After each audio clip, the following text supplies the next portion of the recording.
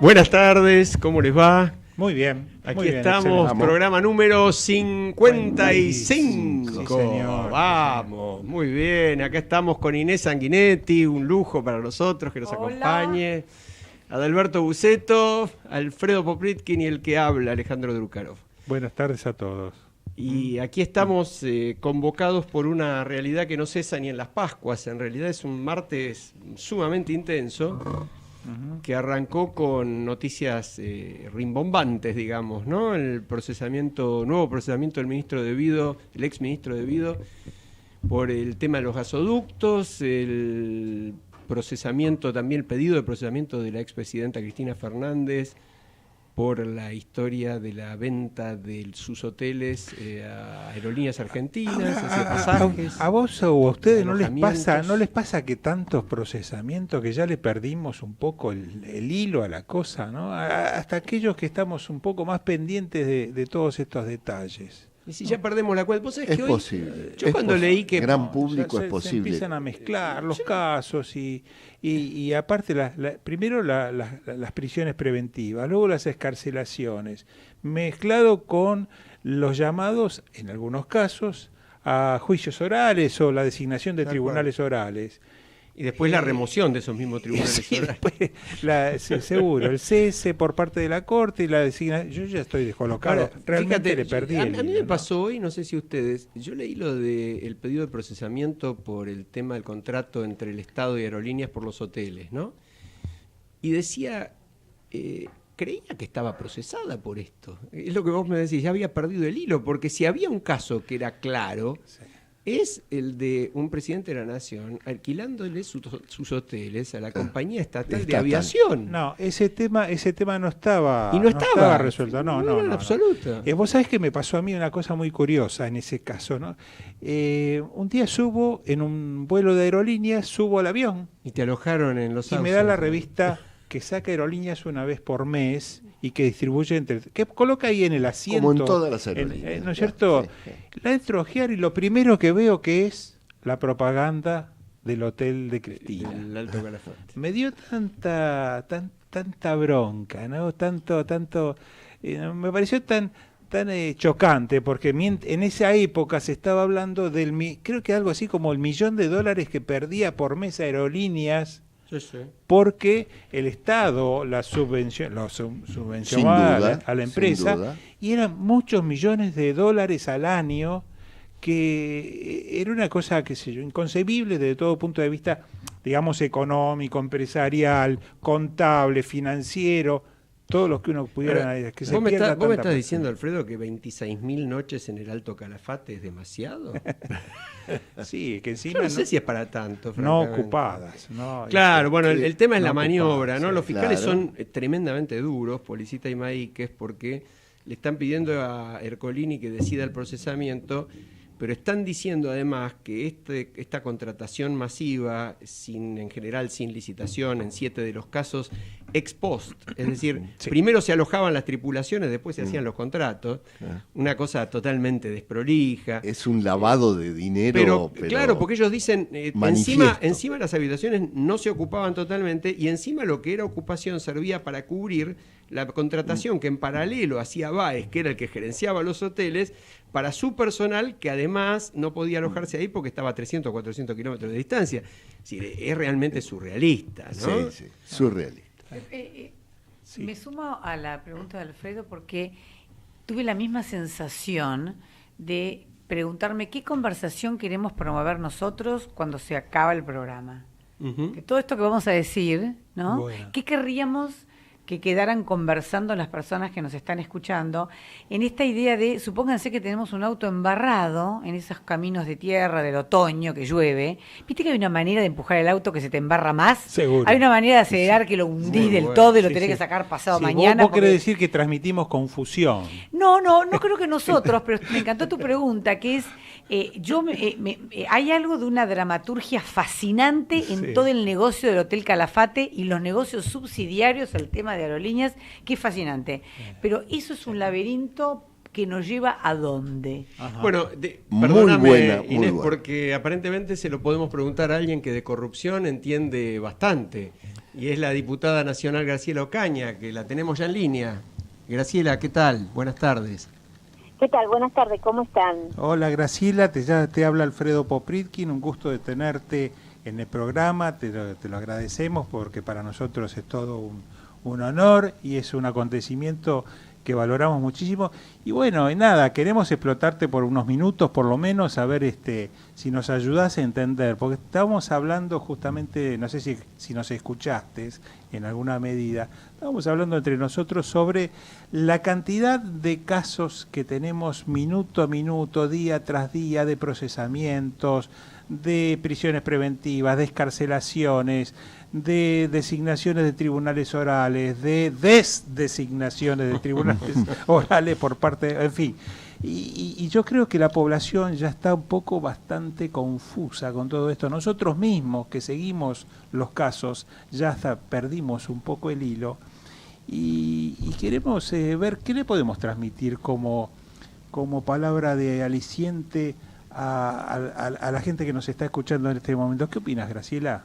Más que todo, Graciela, antes de que hables, te vamos a decir, lo que nosotros queremos es que la gente, luego del programa, se quede pensando sobre todos estos casos de corrupción para, de alguna manera, ejercer una docencia desde esta radio. Te habla Adalberto Bucet. Bueno, la verdad es que creo que lo que tiene la sociedad es como lo que sentimos todos nosotros, una sensación de impunidad, ¿no? De falta de la justicia. Entonces, yo creo que todas esas noticias, la gente por ahí no llega a comprenderla, porque ¿por qué alguien puede estar un día detenido y para otro juez o para otro fiscal al otro día debe salir en libertad? Sin que medie ninguna explicación y que todo sea legal.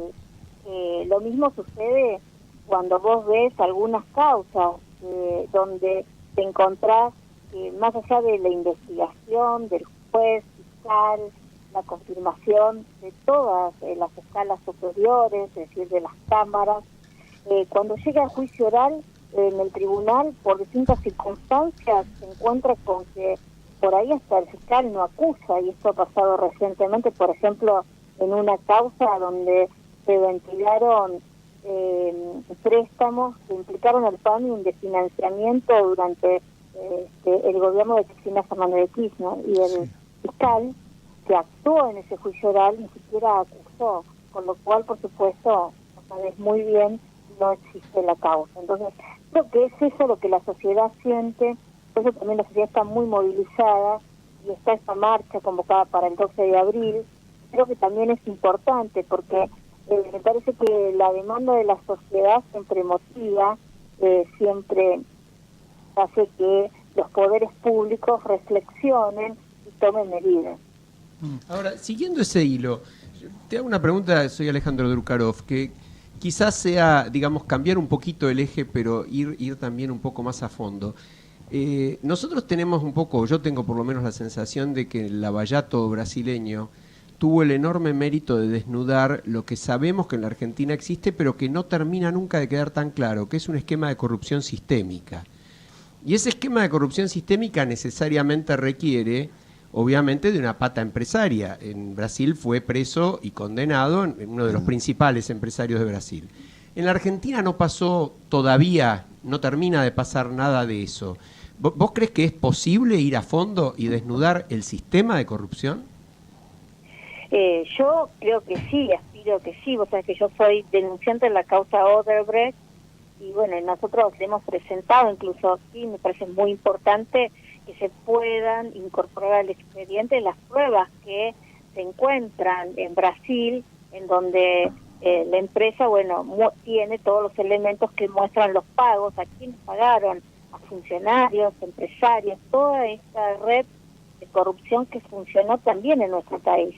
Nosotros incluso le hemos pedido al juez que, tomando como antecedente acuerdos internacionales que existen en el marco de colaboración, en el marco del Mercosur, bueno, entendiendo de que esto puede servir o podría utilizarse para que la información llegue a nuestro país.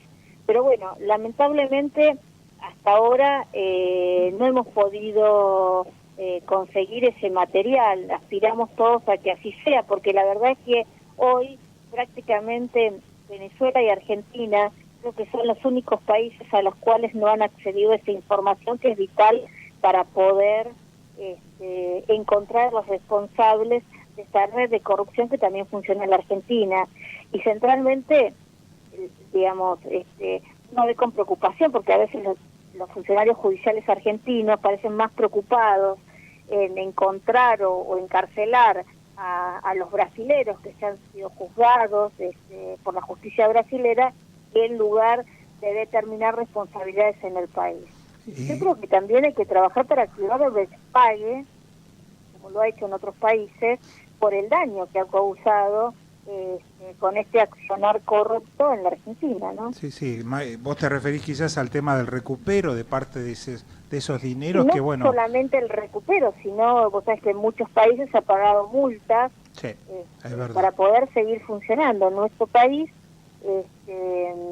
esto no se ha dado. Se ha sancionado ahora la ley penal que justamente digamos que puede responsabilizar también a las empresas, sí. Pero bueno, tenemos que avanzar, que de estas empresas paguen por el daño, digamos, o que tengan alguna reparación por el daño que produjeron. Sí, yo creo que todavía nos falta un tramo largo para ponerla en práctica, pero ojalá así sea. Pero yo quería ir a lo local y rescatar lo propio, lo que sí creo yo viene funcionando, y particularmente quiero referirme al caso tuyo. Yo digo, vos lograste incidir, yo uso la palabra incidir como alguien que consigue resultados en investigaciones de corrupción muy claras. Creo que la gente te tiene bien identificada por ello. Yo te diría o te preguntaría, ¿cuáles son las claves que vos destacarías? Si las denuncias que haces porque se trata de denuncias muy concretas, muy bien elaboradas, si la clave está en el aporte de pruebas contundentes que ayudan a los juzgados, a los tribunales a ir adelante con las investigaciones, si es por tu digamos por tu perseverancia en el seguimiento de las causas, o por alguna otra razón fuera de estas tres que yo te acabo de enunciar, porque yo lo veo como muy destacable que vos hagas esa tarea de una forma persistente, permanente, que no te olvides, que no utilizas las coyunturas como para avanzar con un tema y luego abandonarlo. Vos seguís las causas desde el comienzo hasta que se logran los resultados judiciales, hasta que van a juicio y más también. ¿O me equivoco? No, es así. Vos sabés que, digamos, que ustedes también han puesto el cuerpo para poder lograr no solamente encontrar a los responsables, sino fundamentalmente trabajar para la recuperación del dinero. Así, bueno, en mi caso yo he formulado denuncias incluso en otros países como Suiza o Uruguay, buscando que los fondos que fueron girados a esos países producto de corrupción puedan ser recuperados. En algunos casos hemos tenido más éxito que en otros. Hoy están llegando todos los elementos de prueba de Suiza. Lamentablemente, cuando las cuentas de Suiza estaban bloqueadas, en el caso Baez, la justicia no nos escuchó, no envió los elementos y el dinero, digamos, desapareció. Hoy están y las transferencias, están las pruebas, que es muy importante, por supuesto, pero lamentablemente los argentinos perdimos el dinero que estuvo bloqueado durante más de 6 meses. Pero bueno, yo creo que hay que trabajar en conjunto, y yo apuesto mucho a la sociedad civil, a la actividad que desde la sociedad civil se hace, no solamente con el reclamo, sino fundamentalmente de organizaciones que pueden y que aportan en las distintas causas judiciales su expertise, su conocimiento, en el esclarecimiento de estos hechos. Yo creo que la justicia es muy importante, por eso me parece que participar como amigo del tribunal es un hecho interesante que nos permite, a partir de un fallo de la Cámara Segunda, de la Sala Segunda de la Cámara Federal, poder incorporar esta figura. Y bueno, desde esa figura a veces podemos aportar información. Por supuesto que esto no tiene un costo, digamos, porque muchas veces somos atacados por esas denuncias que hacemos con falsas denuncias. Pero bueno, es el costo que uno paga, pero paga convencido de lo que está haciendo. Así que yo creo que es un montón de cosas, pero sí, vos como vos decís, yo no me olvido de las causas, por lo menos que yo inicio, porque me parece importante hacer un seguimiento y estar ahí, ¿no? Bueno, es algo que justamente la sociedad reconoce, no quedarse en la denuncia. Pero cambiando un poquito de tema y con respecto a otro tipo de sensación, de reclamo profundo de la sociedad con respecto a la política, ¿qué pensás de estos últimos acontecimientos, debate abierto en torno, no tanto por ahí al tema de los pasajes de los legisladores, que me parece más simbólico, pero sí en torno al costo de la política, en torno sobre todo a que, como bien se dijo en varios programas de televisión y en varios artículos, el costo es muchísimo mayor y está escondido en las legislaturas y a veces hasta en los consejos deliberantes, ¿no? ¿Se puede tomar ese tema con seriedad alguna vez? Mira, vos me conocés, yo hace años siempre me he especializado, yo soy politólogo, me he especializado en representación política, y uno de los temas con los cuales he trabajado, he presentado leyes, es el tema de la financiación de la política. Porque también acá hay que decirle algo a la gente. La política tiene un costo, es un costo necesario que si no lo paga la sociedad, lo terminan pagando los grupos de interés. Y eso siempre va en contra del interés general del pueblo. Entonces, a mí me parece que es importante transparentarlo.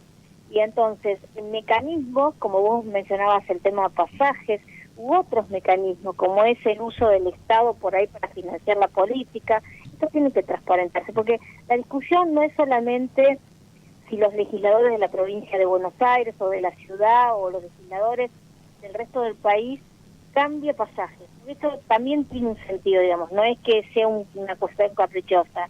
Aquí hay una realidad, digamos, son gastos que te produce representar. Y básicamente, por ejemplo, para los legisladores de la provincia de Buenos Aires, que muchas veces recorren la provincia con sus vehículos, bueno, eran lo que aquí se llamaba vales de nafta, esos cambios de pasaje, tiene ese sentido. Pero yo creo que hay que discutirlo, y a mí me parece que ese sistema no va más, ese sistema que funciona hace más de 30 y pico de años en este Congreso, y que tenemos que ir a un sistema distinto, donde todo sea transparente, donde si alguien gasta porque tiene una invitación o porque tiene que viajar, le sea pagado exclusivamente para eso y no por otros mecanismos. Y que esto sea público, lo mismo que las becas, los subsidios que la Cámara tiene y otorga de acuerdo a las facultades constitucionales, que tiene que ser totalmente transparente.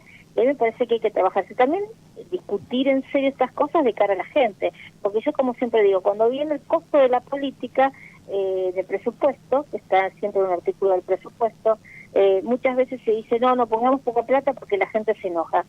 Entonces se buscan estos mecanismos alternativos para financiar, la política, que no corresponden, digamos. Hay que poner donde tiene que ir, y tenemos que hablar de campañas que sean de bajo costo, de poco tiempo. Me parece que en ese sentido se ha avanzado, pero creo que tenemos que ir por más, básicamente transparentando todo esto, que muchas veces resulta oculto y que, como vos decís, que por ahí está lejano, o no llegan los periodistas, o no llegan las organizaciones no gubernamentales especializadas en el tema, y entonces nadie se entera, por ejemplo, de cuánto cuesta una legislatura o un consejo deliberante. Graciela. Y muchas veces es mucho más de lo que cuesta un legislador. Graciela, te quiero contar algo. Soy Adalberto Buceto. Cuando le dijimos a nuestros amigos y anunciamos que ibas a estar vos en el aire con nosotros, tuvimos grandes adhesiones, porque realmente en nuestro grupo, yo personalmente lo siento, valoramos mucho tu valor y tu deseo de transparentar las cosas y de destapar ollas. Y algunos nos sugirieron que te hiciéramos alguna pregunta. Cuando vos fuiste funcionaria o cuando aceptaste ser funcionaria de Kirchner, ¿vos pensaste que tu tarea iba a ser destapar alguna de las ollas que existían y que debían ser destapadas? Mira, yo cuando fui funcionaria fui a limpiar el PAMI, que vos te acordás lo que eran, digamos, todos los directores del PAMI se han ido con procesos penales, con graves denuncias. El PAMI en ese momento estaba totalmente desfinanciado, con contratos de hacía 10 años que nunca se había llamado a licitación. Nosotros fuimos a hacer esa limpieza, a terminar con ese nido de corrupción, a bajar los costos de la institución, y yo la verdad es que fui a hacer eso y eso hice. Luego en el Ministerio de Salud, cuando me pidieron, digamos, a mí me gusta calentar sillas, hacer cambios en salud implica también dar estas batallas que había dado en el PAMI, fundamentalmente con los costos del sistema de salud, porque hay muchos costos improductivos también de dinero que en vez de ir a la salud se desviaban sin duda, también para el financiamiento ilegal, en este caso del sindicalismo. Claro. Entonces vi esa batalla y cuando vi que no podía, porque yo valoro muchísimo, por ejemplo, lo que ahora se está haciendo con el PAMI, la Superintendencia de Servicios de Salud, porque esas son las políticas que nosotros quisimos implementar. Yo llegué a comprar vacunas de todo el sistema reduciendo enormemente el costo que pagaban históricamente las obras sociales, con el apoyo de muchas obras sociales grandes, pero por supuesto con la guerra de otras donde había montado un negocio. Nosotros también quisimos avanzar en la compra de hemoderivados, por ejemplo, para bajar los costos. Pero bueno, no pudimos hacer, porque obviamente había todo un negocio que incluso, digamos, yo hice la denuncia, pero todo esto se descubrió después que me fui del ministerio, que era la de la mafia de los medicamentos, es decir, claro, con claro. una asociación. ¿Te faltó apoyo del Estado para poder seguir adelante con la limpieza que vos pensabas hacer? Exactamente. Entonces, cuando vi que no lo podía hacer, hice las denuncias, me fui a mi casa y estuve 3 años trabajando en el sector privado. Al principio me costó mucho, porque también esto hay que decirlo, digamos, no es fácil si uno se dedica plenamente a lo que hace, no es fácil después reincorporarse de un día para el otro a la actividad privada. Más, bueno, en ese momento, con la persecución que yo tuve durante algunos meses, donde cuando yo iba a un lugar a dejar mi currículum, me decían, estamos interesados en tomar tu trabajo, pero no podemos obviamente porque alguien decía que no me contrata. Tenías tu historia, llevabas tu historia encima. Exactamente, pero más allá de eso, yo la verdad que creo que es importante dar esas batallas y no me arrepiento. Aún hoy, hay mucha gente que me ve por la calle y me dice, no, mi papá, mi mamá te mandó en el momento que eras directora, o te llamó, o te encontró y solucionaste este problema. O sea, tuvo sentido para mucha gente, y ese esfuerzo que yo hice, fundamentalmente mi familia hizo conmigo, porque tuvimos, por supuesto, para terminar con esas mafias, que avanzar sobre esos sectores que, por supuesto, reaccionaron, como siempre reaccionan.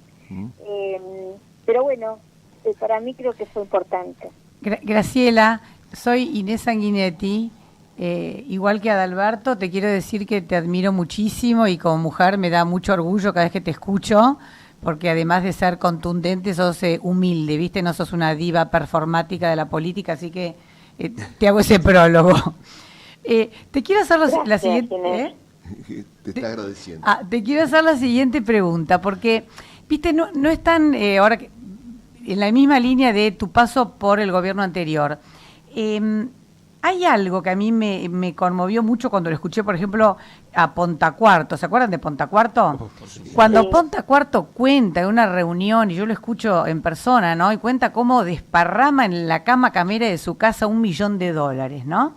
Entonces me acuerdo que cuando él cuenta eso, yo me quedé preguntándome, ¿cuántas cosas pasan antes del $1 millón? Es decir, ¿cuántas fronteras, cuántas tranqueras, barreras, alambrados, digamos, hacen falta pasar? Entonces, te quería preguntar por tu experiencia en el gobierno anterior, porque vos sos una testigo riquísima en ese sentido. Es decir, ¿qué cosas vos advertías de lo pequeño, viste, de esa tranquera, de esa barrera que parecía que no era tan importante, porque si vos nos podés como armar una especie de checklist, ¿viste? De las cosas que habría que haberlas parado antes, por ahí no llegamos a la asociación ilícita con este gobierno, ¿viste? Es decir, ¿cuál es la línea preventiva que vos podrías decir?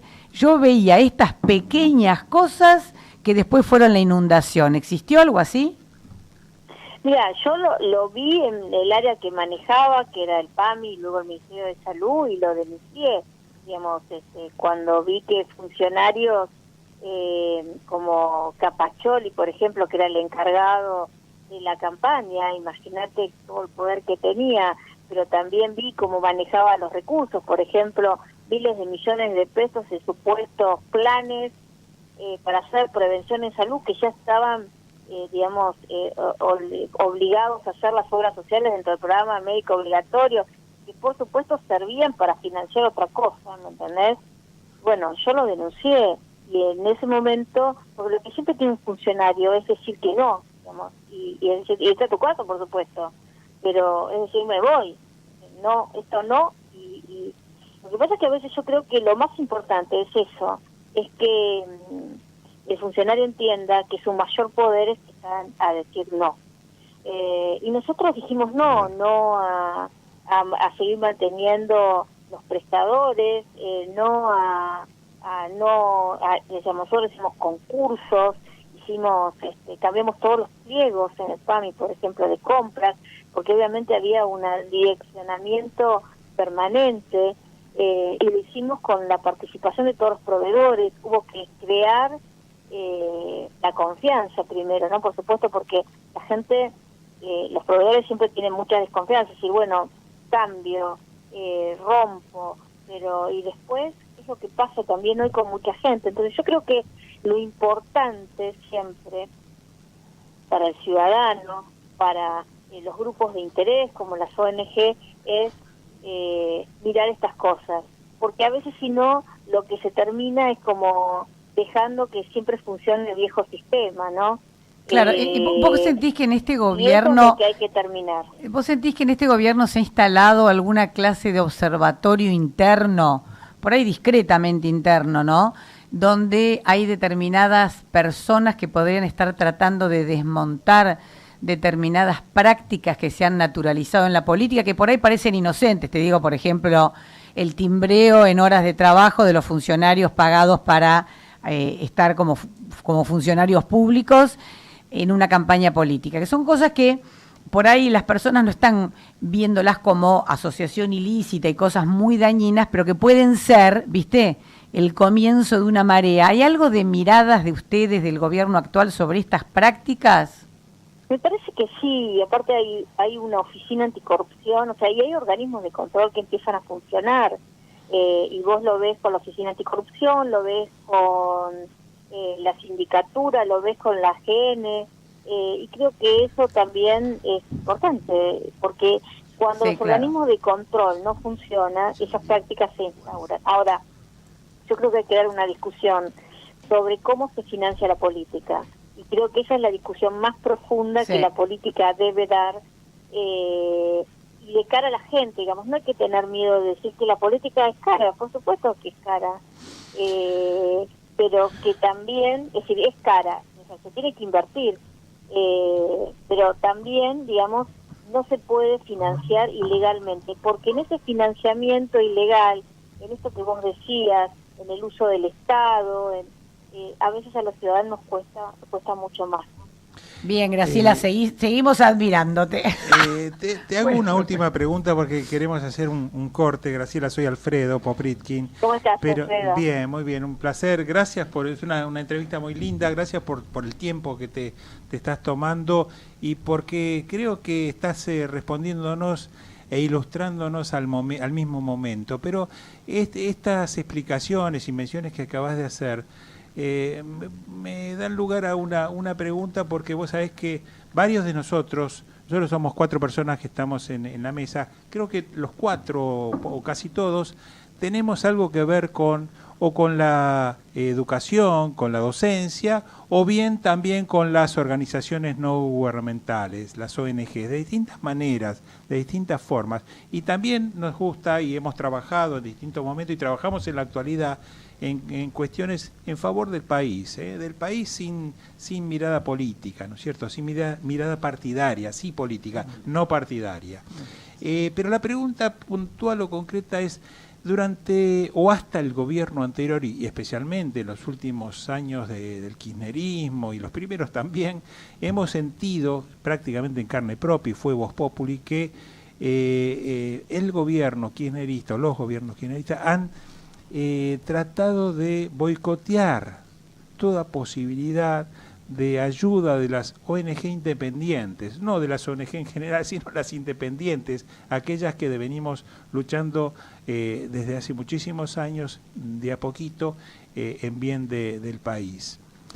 Mi sensación personal, no sé si será compartida con los restantes integrantes de esta mesa, es que en la actualidad no se está haciendo demasiado en favor de la ONG, a pesar que a veces se menciona, que se llaman o no se convocan, pero que no hay una intencionalidad manifiesta de hacer cosas juntos, ONGs y gobierno. No sé si corresponde tampoco, pero me parece, y vos lo mencionaste recién, que puede llegar a ser el camino para resolver muchos problemas, porque nosotros tenemos unas cuantas miradas o diferentes miradas que me parece que apuntan o pueden llegar a apuntar a resolver muchas de las cuestiones y encontrar algunos caminos que quizás a los gobernantes que vienen desde afuera con fórmulas, digamos, de otros lugares, les resulta un poco más difícil encontrar.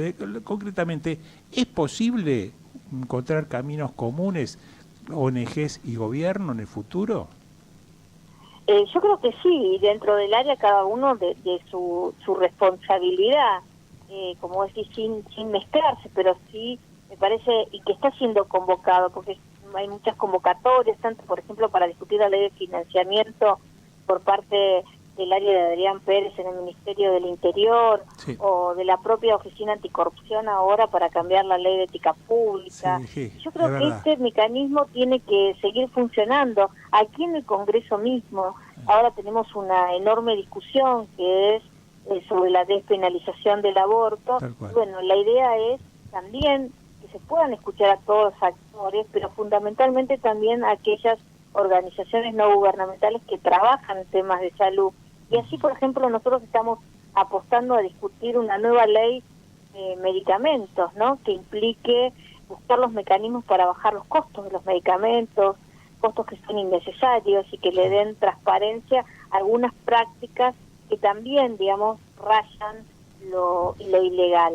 Entonces, nosotros pensamos convocar, porque entendemos que la organización civil, la vida civil tiene mucho para decirnos, y ojalá, digamos, se fortalezcan, porque a veces uno, y vos lo sabés muy bien, desde la organización civil a veces cuesta mucho, porque es más que nada la voluntad de los que la integran, no y el esfuerzo personal y el sacar plata de su bolsillo por ahí para hacer informes y todo lo demás, ¿no? Es verdad, es cierto, es muy cierto, y bueno, y creo que es una interesante respuesta la que nos das.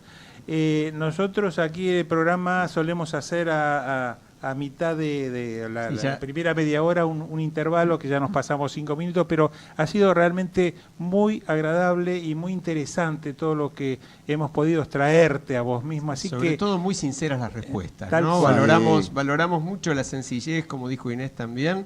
Te agradecemos tu gentileza y desde ya que te vamos a convocar en otras oportunidades para seguir hablando de estos temas que nos interesan a todos.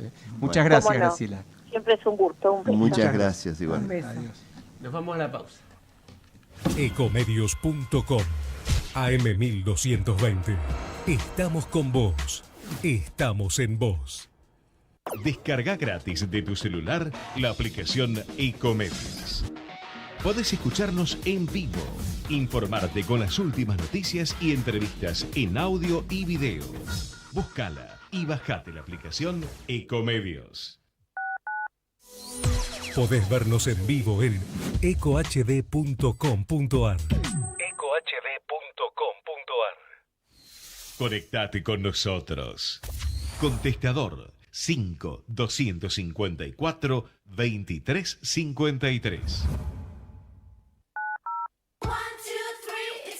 Con Personal podés disfrutar de los nuevos packs prepago. 1 GB más WhatsApp gratis por 7 días a solo 60 pesos. Buenísimo para subirte al bondi en hora pico, buscar los goles que te perdiste y sentir que los estás viendo desde la popu. Personal, internet para que todo suceda. Más información en personal.com.ar/packs prepago.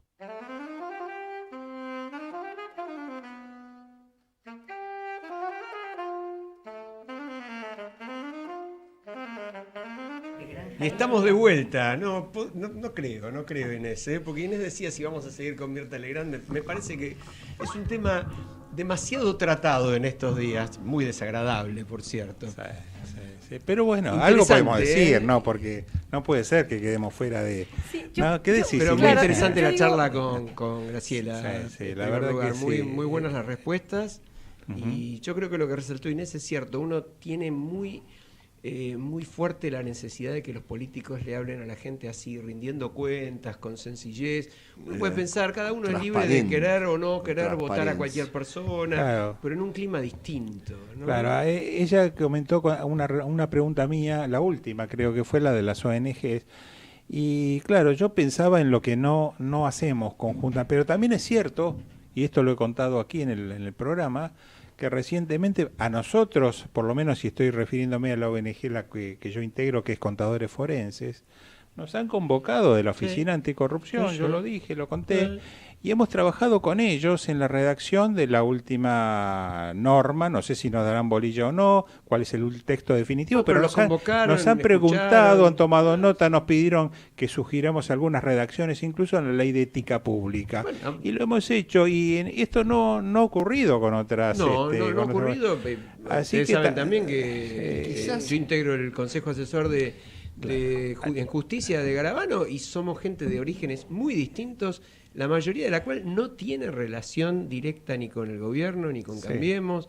Inés también está en una actividad que ¿Cómo, está cómo le vinculada está con lo yendo a público. ustedes, Inés, con respecto al vínculo? A entre- nosotros nos está yendo muy bien, Ajá. la verdad, Ujú. realmente. ¿Por qué no contás Sí. en una palabra qué es lo de Nosotros ustedes? estamos trabajando, hay una organización social que se llama Crear Vale la Pena, que está trabajando en un programa de gobierno. Sí. Nosotros somos la unidad ejecutora de un programa de gobierno, bien. para simplificar.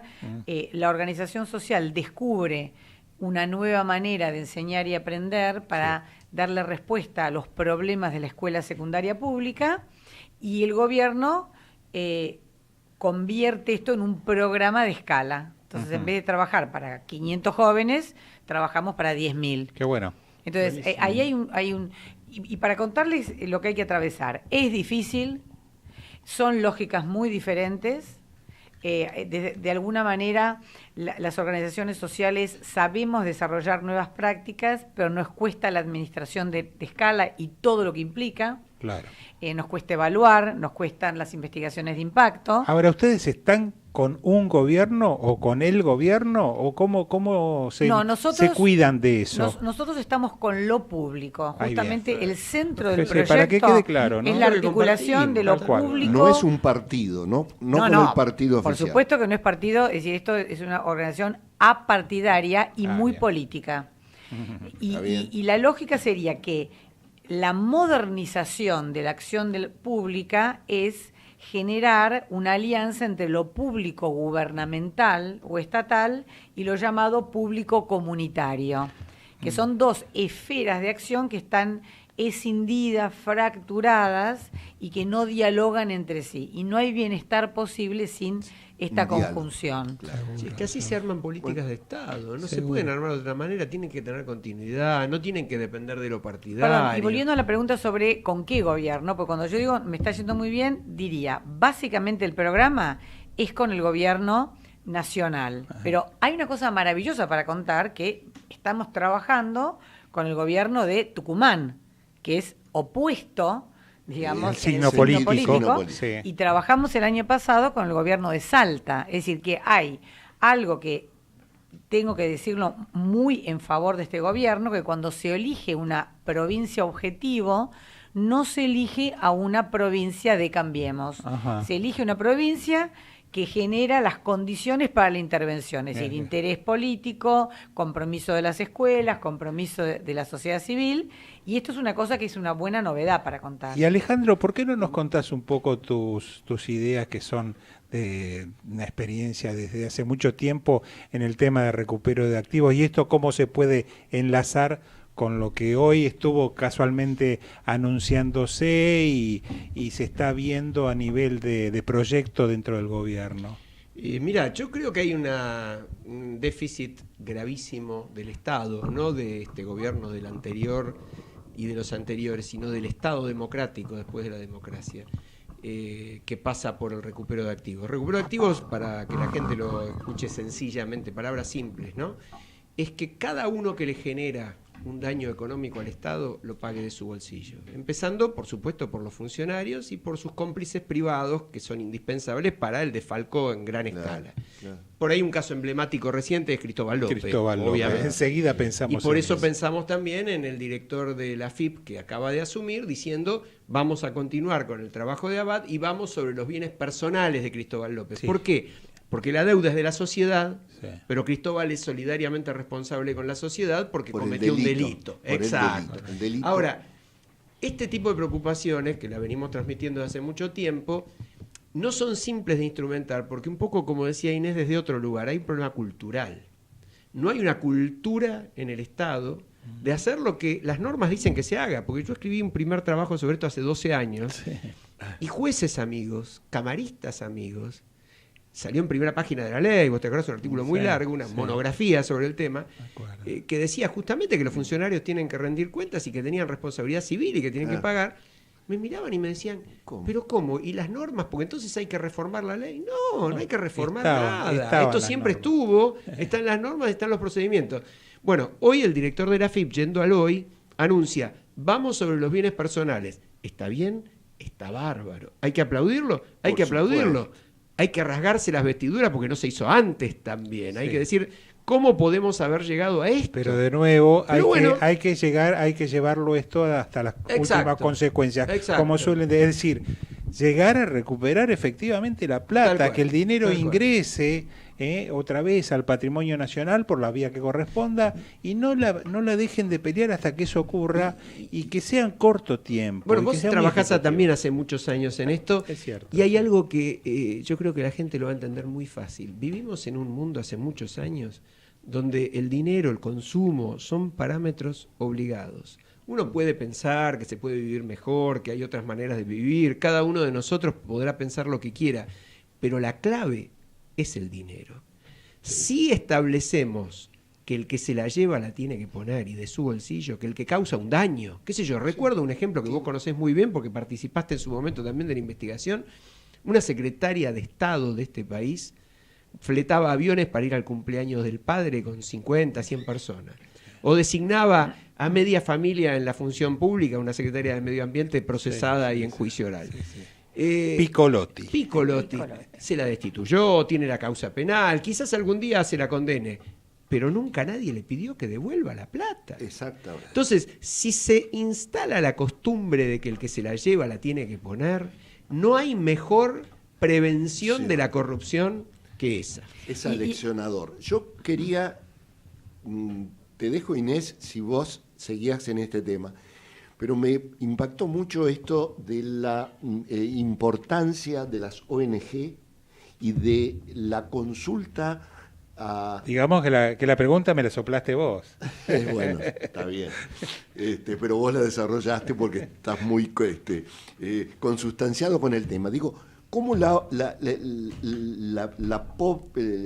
ciudadanos, el privado, que no está dentro de un partido político, puede colaborar con algún tipo de política pública, cualquiera sea ella? Y hoy hay una noticia instalada con esto de los viáticos que van y que vienen y de la transparencia con los viáticos, y los legisladores han salido a decir nos tienen que aumentar el sueldo.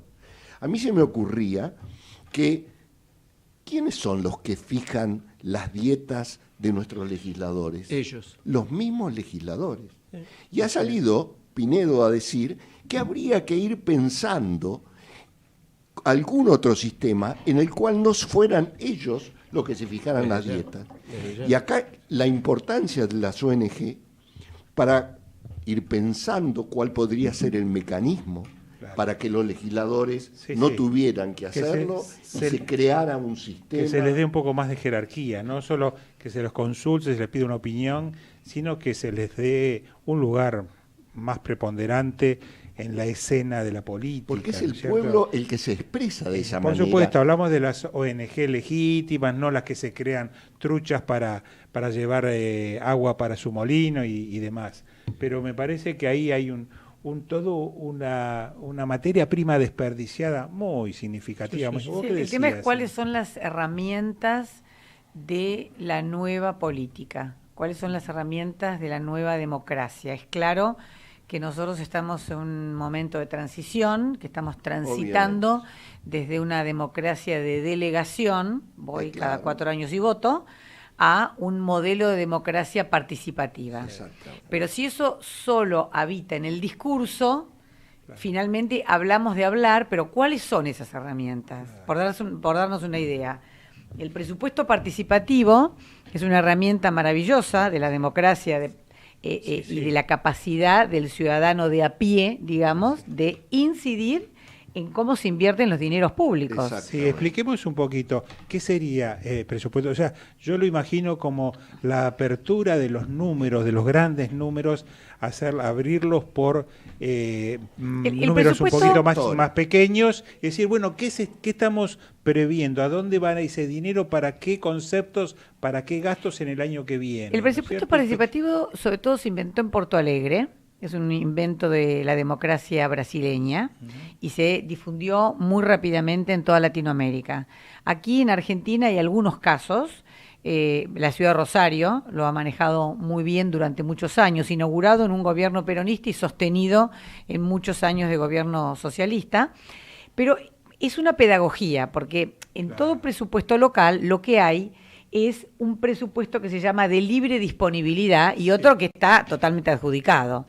Dentro del presupuesto de libre disponibilidad, una localidad dice un porcentaje, en general se dice que esta práctica está bien implementada si por lo menos es del 7%. Es decir, que entre el 7 y el 10% del presupuesto de libre disponibilidad, la gente debe poder opinar. Y es un fenómeno emocionante, porque uno dice, bueno, pero ¿qué van a opinar? ¿Del cordón cuneta, de la cancha de fútbol, de la placita, del alumbrado? No. Sí, justamente. Sí, claro, entonces, se dividen las comunas, en barrios, se presentan y se discuten los proyectos en esos barrios, esos proyectos que se presentan se votan, los proyectos más votados dialogan con su factibilidad técnica con los municipios y se hace un foro final en donde las diferentes comunas de una ciudad tienen que hacer el proceso más emocionante para mí de todos, que es el de la priorización. Claro. Es como una familia que dice, cambiamos el auto, nos vamos de vacaciones. Claro, bueno, hay una cosa muy notable en estos proyectos llamados de presupuesto participativo, que es que lo que atienden las personas está bastante lejos del sentido común que imaginamos. Por ejemplo, uno diría, cloaca, cuneta y alumbrado. Cuando la gente decide, es proyecto educativo, festival de hip hop, placita con juegos nuevos de no sé qué. Es decir, hay algo del valor de la cultura del encuentro que está clarísimo en la decisión cuando la decisión está a nivel de la sociedad civil. Yo cambio de tema porque no quería que dejemos de agotar uno que planteamos en el temario y le quería preguntar a Alfredo, para que además no parezcamos, y ya hemos dejado claro que no somos oficialistas siempre. Sí, no sé si nos creen, ¿no? ¿Nos creerán? No, es factible, qué sé yo, cada uno pensará como quiera. Pero nuestro compromiso, sobre todo en los temas institucionales y de corrupción, son absolutamente independientes de los personajes involucrados. Y hay un episodio interesante que se va a producir mañana, que es la visita del ministro de Finanzas al Congreso. Sí, es cierto. Para rendir cuentas ante la comisión que maneja el tema de la deuda, una comisión sumamente importante. El tema de la deuda externa de Argentina es muy, muy importante. Sí. Y está involucrado también una serie de declaraciones personales del ministro. Alfredo, ¿querés recordarnos cómo es? Sí, yo lo que así resumidamente recuerdo es que el ministro de Finanzas, Luis Caputo, Luis. Se va a presentar, sí, ante el Congreso y va a ser sometido a, creo que ya están las preguntas previstas, él va a tener que dar cuentas de una cantidad de aspectos algo, digamos, al menos un poco oscuros o no muy claros de su situación patrimonial. La pasada, o sea, anterior a su ingreso al gobierno, porque él al ingresar tuvo que hacer una declaración patrimonial de intereses y de patrimonio, es decir, en qué actividades estuvo involucrado para ver si tenían algún punto de encuentro, de enfrentamiento con las que iría a asumir, y también con qué patrimonio arrancaba para que de ahí en más, bueno, ya al ser funcionario público se viera cómo evolucionaba ese patrimonio y que estuviera limitado exclusivamente a sus ingresos como funcionario o, de lo contrario, las rentas de bienes o de patrimonios adquiridos con anterioridad. Bueno, todo esto ha dado lugar a una serie o algunos descubrimientos que son, yo diría, utilicemos a ver una palabra que no sea ni muy, muy ni tan, un poco sospechosos, quizás un poco fuertes, por ahí irregular, que requieren aclaración, tal cual, que requieren aclaración, pero ya se le ha pedido aclaración y por ahora lo que vienen diciendo es que, bueno, que están seguros de que todo lo que tenía que ver con negocios anteriores o participaciones en algunos fondos de inversión de los cuales Luis Caputo participaba, era propietario. Claro, propietario por ahí no muy directamente, sino en forma indirecta, pero que hace muy poquito tiempo, creo que algo así como un mes atrás, la Comisión de Valores de los Estados Unidos ha dicho, no, aquí aparece Luis Caputo como propietario, como accionista, como dueño directamente. Bueno, contra eso me parece que es una información lo suficientemente objetiva como para creerle, yo le creo a esa información, y me hace dudar muchísimo acerca de lo que sostiene Caputo y la gente que lo apoya de este gobierno, entre ellos el jefe de gabinete, ¿no es cierto? Esa es una cuestión. Después otra cuestión que yo quiero... Es decir, no es una acusación de corrupción, es una acusación de en todo caso, de una declaración incompleta de sus bienes y de evidentemente un posible conflicto de intereses. Claro, me parece que es el punto no sabemos, que está... hacia esta altura es más peor. Un problema ético, ¿no? Sería de... Sí, pero ojo, porque si esos fondos, como creo que es por la información periodística, tenían títulos de la deuda argentina, claro, que es la negociada, hay un problema de conflicto. No, lo que pasa es que hay un problema que... Aclarando que para mí la negociación de la deuda fue correcta. Hay un problema que es consecuencia de esto, Alejandro, que es el siguiente. Cuando el ministro asume funciones y se empiezan a utilizar algunos fondos para hacer transacciones con el actual gobierno, resulta que aparecen operaciones realizadas con aquellos fondos de los cuales Luis Caputo había sido propietario, había omitido, quizás inocentemente, quizás no tan inocentemente, había omitido declararlos, manifestarlos. Entonces ahí empiezan a aparecer las sospechas, y no se trata de una cuestión meramente declarativa, sino que hay una cuestión patrimonial, porque pensemos mal por un segundo para que quede claro en el auditorio, ¿y qué pasa si una parte de esos negocios venía como retorno y terminaba en el bolsillo de alguien? No quiero hacer acusaciones, pero eso está dentro de las posibilidades. Sino, ¿por qué omitió declararlo y por qué no se abstuvo de hacer negocios con esas entidades que tenían vínculos con las tareas o los trabajos anteriores o los fondos en los cuales había participado? Eso es una cuestión.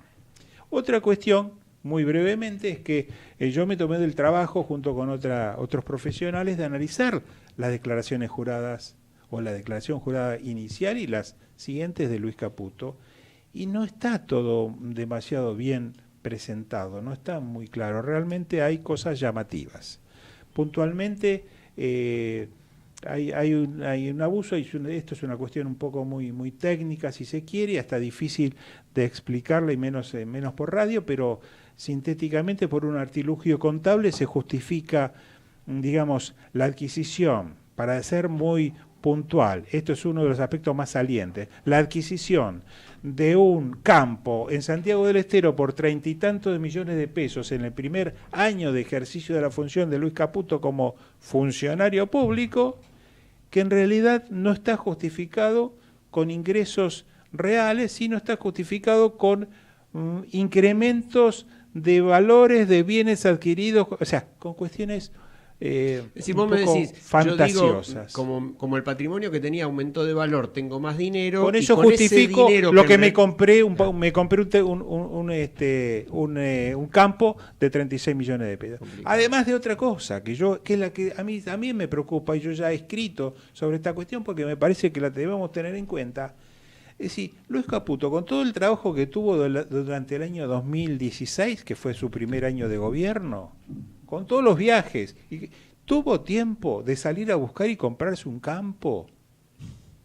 Es decir, yo no tengo tiempo muchas veces de lavar el auto, ¿no es cierto? Y tengo un patrimonio mucho menor y dejo pasar muchas cosas. Él tuvo tiempo de salir a buscar y comprar. Bueno, lo tuvo. Ese tipo de cosas yo creo que hay que empezar a cuidarlas, ¿no es cierto? Pero bueno, sobre todo cuando se puso tan alta la vara, ¿no? Sí, sí. Tenemos un minuto para comentar un tema que también lo teníamos y me parece significativo, lo resumo muy rápido. Hay un proyecto de reforma importante en la provincia de Buenos Aires que normalmente ha estado en varias cosas un paso adelante, y hay que destacarlo también, de reforma judicial. Y a mí me parece que hay algo que lo venimos planteando, lo hemos planteado acá, de la poca información que se anticipó, que debería tomarse a nivel nacional y se refiere a los procesos de designación de jueces.